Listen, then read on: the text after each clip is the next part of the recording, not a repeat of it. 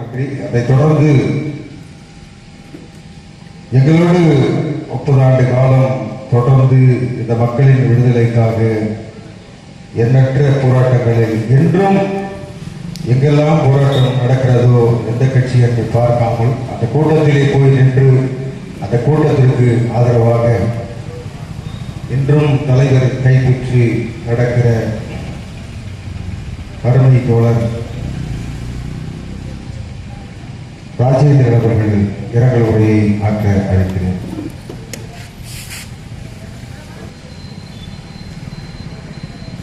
இந்நிகழ்வில் கலந்து கொண்ட அத்தனை தோழருக்கும் வணக்கத்தை தெரிவித்துக் கொண்டு 1999 2000 வாக்கில் கலசப்பாக்கத்தில் விடுதலை சிறுத்தைகள் கட்சி இயக்கமாக இருந்த காலத்தில் போடூர் பகுதியில் நாங்கள் அமைப்பு கட்டவில்லை என்ற இயக்கத்தோடு கலசப்பாக்கத்திலிருந்து போடூர் போய் வேலை பார்ப்போம். அப்போ எங்களுக்கு பொருளுதவியும் தங்கும் இடத்தை கொடுத்தவர் அருட்தந்தை அருள்வளன் அவர்கள். புதியவழியில் ஒரு கலவரம் ஏற்பட்டுச்சு. அங்க இருக்கிற புதிய வெள்ளாறு அந்த கலவரத்துல அவருக்கு என்ன செய்யணுமே தெரியாம இருந்த காலத்துல கலசப்பாக்கம் பகுதியிலிருந்து நாங்க போய் அவரோடு தோடு இருந்து அவருக்கு நாங்க வேலை பார்த்து கொடுத்தோம். அதே போல நாங்க அந்த இயக்கமாக இருந்த காலகட்டத்தில் வேலை செய்யறதுக்கு துடிப்பா இருக்கும், பணம் இருக்காது. எங்காச்சும் கூட்டத்துக்கு போனா பணம் இருக்காது. எங்களுக்கு வண்டி வச்சு நீங்க கூட்டத்துக்கு போய் வாங்க. எங்களை வளர்த்து எடுப்பதில் அவரும் மிக பங்காற்றியவர். அவருக்கு எங்களுடைய வீர வணக்கம். அதே போல தோழர் சுரேஷ் அவரை பற்றி தெரியவில்லைனாலும் கூட காஞ்சிபுரத்தில் மக்கள் மன்றம் ஒரு கலை நிகழ்ச்சி கலையினவு ஏற்பாடு செய்தது. அந்த கலையினவில் புரட்சிகரமான ஒரு பாடலை பதிவு செய்தார். அவருக்கும் இந்த நேரத்தில் ஒரு வீர வணக்கத்தை தெரிவித்துக் கொள்கிறோம். தலைவனுடைய மெய் காப்பாளனாக உண்மையான தொண்டராக கலசப்பாக்கத்துக்கு அவர் ரொம்ப பரிச்சயமானவர். எங்களோடு சண்டை போடுவார், நாங்கள் அவங்க சண்டை போடுவோம். தலைவர் போய் நாங்கள் கை கொடுக்கிறதுக்கு அவர் விட மாட்டார். ஆனால் அவர் மிக பாசத்துக்குரியவர். அவனை உடலை பார்த்துக்கிறேன். இது போன்ற தோழர்கள் தன் உடலையும் பார்த்துக் கொள்ள வேண்டும்.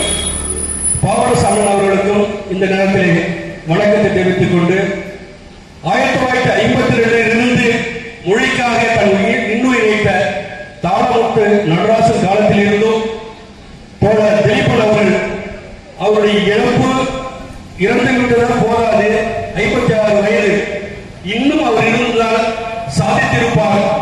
அவர் இறந்தது வருத்தமாக இருந்தாலும் அது போன்ற முடிவுகளை இனிமேல் தோழர்கள் எடுக்கக்கூடாது என்ற விஷயத்தை இங்கே பதிவு செய்து அவருக்கு வீர வணக்கத்தை தெரிவித்துக் கொள்கிறோம்.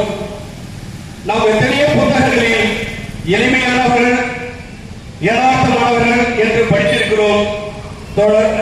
கக்கன் அவர்களும் தோழர் ஜீவா அவர்களும் காமராஜ் அவர்களை பற்றி படித்திருக்கிறோம். நம் வாழ்கின்ற காலத்தில் எளிமையானவர். சுதந்திர போராட்ட காலகட்டத்தில் 2 ஆண்டு காலம் தலைமறைவு வாழ்க்கை வாழ்ந்த காலத்தில் காவல்துறை அவரை கைது செய்தது. கைது செய்யும் போது அவர் கையில் வெடிகுண்டு இருந்தது என்று புத்தகத்தில் படித்திருக்கிறோம். அப்புறம் காவல்துறை சொன்னார்கள், இந்த வெடிகுண்டை என் மீது போட்டுவிட்டு நீ தப்பித்திருக்கலாம் என்று, உனக்கும் குடும்பம் இருக்கிறது என்று. மனிதநேயத்தோடு அந்த காலகட்டத்தில் இருந்திருக்கிறார் என்ற செய்தி நம் வாழ்கின்ற காலத்தில் பார்த்திருக்கிறோம். அதுபோன்ற எளிமையான எளிய தோழர்களுக்கு ஐயா அவர்களுக்கும் வீர வணக்கத்தை தெரிவித்துக் கொண்டு இந்நிகழ்ச்சியை ஏற்பாடு செய்த நண்பர் சேரிக்குள் சேர்த்தவர்களுக்கும் வாழ்த்துக்கள் தெரிவித்துக் கொண்டு இந்த 5 தோழர்களுக்கும் வீர வணக்கத்தை தெரிவித்துக் கொள்கிறேன். நன்றி.